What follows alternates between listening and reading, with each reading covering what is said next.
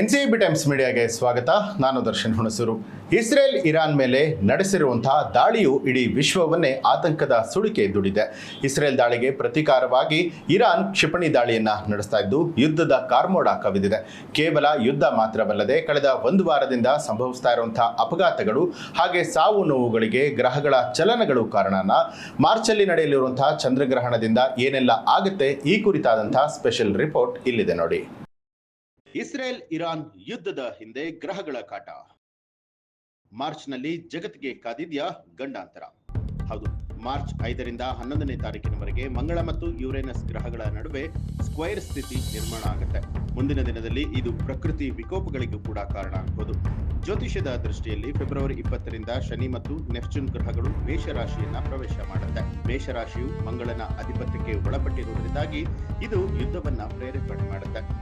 ಇದರೊಂದಿಗೆ ಕುಂಭರಾಶಿಯಲ್ಲಿ ಮಂಗಳ ಮತ್ತು ರಾಹುವಿನ ಸಂಯೋಜನೆಯು ಸಂಭವಿಸಿರುವಂಥದ್ದು ಅನಿರೀಕ್ಷಿತ ದಾಳಿ ಹಾಗೂ ವಿಧ್ವಂಸಕ ಕೃತ್ಯಗಳಿಗೆ ಕಾರಣ ಆಗುತ್ತೆ. ಫೆಬ್ರವರಿ 17ನೇ ತಾರೀಕು ಸಂಭವಿಸಿದಂತಹ ಸೂರ್ಯಗ್ರಹಣವು ಯುರೇನಸ್ ಗ್ರಹದ ಪ್ರಭಾವಕ್ಕೆ ಒಳಗಾಗಿತ್ತು. ಇದರಿಂದ ಇಂತಹ ದೊಡ್ಡ ಮಟ್ಟದ ದಾಳಿಗಳು ಸಂಭವಿಸಿದೆ ಅಂತ ಹೇಳಲಾಗಿದೆ. ಮಾರ್ಚ್ 3ರಂದು ಮಹಾಗ್ರಹಣ ಕಾದಿದೆಯಾ ಘೋರ ಗಂಡಾಂತರ. ಮಾರ್ಚ್ 3ನೇ ತಾರೀಕು ಚಂದ್ರಗ್ರಹಣ ಸಂಭವಿಸ್ತಾ ಇದೆ. ಈ ಸಮಯದಲ್ಲಿ ಕೇತು ಗ್ರಹದ ಪ್ರಭಾವ ಕೂಡ ಹೆಚ್ಚಾಗಿರುತ್ತೆ. ಈ ಗ್ರಹಣವು ಹಲವು ದುರಂತಗಳನ್ನ ಸೃಷ್ಟಿಸಬಹುದು ಅಂತ ಹೇಳಿ ಜ್ಯೋತಿಷ್ಯ ಶಾಸ್ತ್ರ ಹೇಳ್ತಾ ಇದೆ. ಶನಿ ನೆಪ್ಚೂನ್ ಸಂಯೋಜನೆಯು ದೊಡ್ಡ ದೊಡ್ಡ ವಿಧ್ವಂಸಕ ಘಟನೆಗಳಿಗೆ ಸಾಕ್ಷಿಯಾಗಬಹುದಾಗಿದೆ. ಜ್ಯೋತಿಷಿಗಳ ಪ್ರಕಾರವಾಗಿ ಮಾರ್ಚ್ 5ರಿಂದ 11ನೇ ತಾರೀಕಿನವರೆಗೆ ಮಂಗಳ ಮತ್ತು ಯುರೇನಸ್ ಗ್ರಹಗಳ ನಡುವೆ ಸ್ಕ್ವೇರ್ ಸ್ಥಿತಿ ನಿರ್ಮಾಣ ಆಗುತ್ತೆ. ಇದು ಜಾಗತಿಕ ಮಾರುಕಟ್ಟೆಯಲ್ಲಿ ಅಸ್ಥಿರತೆ ಮತ್ತು ಪ್ರಕೃತಿ ವಿಕೋಪಗಳನ್ನ ತರಬಹುದು.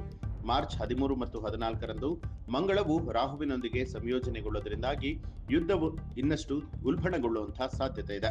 ಮಾರ್ಚ್ ಏಪ್ರಿಲ್ ಅವಧಿಯಲ್ಲಿ ಮೇಷರಾಶಿಯಲ್ಲಿ ಗ್ರಹಗಳ ಸಮೂಹವು ನಿರ್ಮಾಣ ಆಗ್ತಾ ಇರುವಂತದ್ದು ಯುದ್ಧದ ಭೀತಿಯನ್ನ ಹೆಚ್ಚಿಸಿದೆ.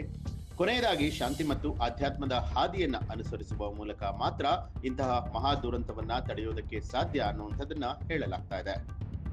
ಈ ಒಂದು ಮಾಹಿತಿಗೆ ಸಂಬಂಧಪಟ್ಟ ಹಾಗೆ ನಿಮ್ಮ ಅನಿಸಿಕೆ ಅಭಿಪ್ರಾಯವನ್ನ ಕಮೆಂಟ್ ಮಾಡಿ ತಿಳಿಸಿ. ಹಾಗೆ ನೀವಿನ್ನೂ ಕೂಡ ನಮ್ಮ ಚಾನೆಲ್ ಅನ್ನ ಸಬ್ಸ್ಕ್ರೈಬ್ ಮಾಡಿಲ್ಲ ಅನ್ನುವಂಥದ್ದಾದ್ರೆ ಈಗಲೇ ಎನ್ಸಿಬಿ ಟೈಮ್ಸ್ ಮೀಡಿಯಾ ಚಾನೆಲ್ ಅನ್ನ ಸಬ್ಸ್ಕ್ರೈಬ್ ಮಾಡಿ ಬೆಲ್ ಐಕಾನ್ ಒತ್ತಿ.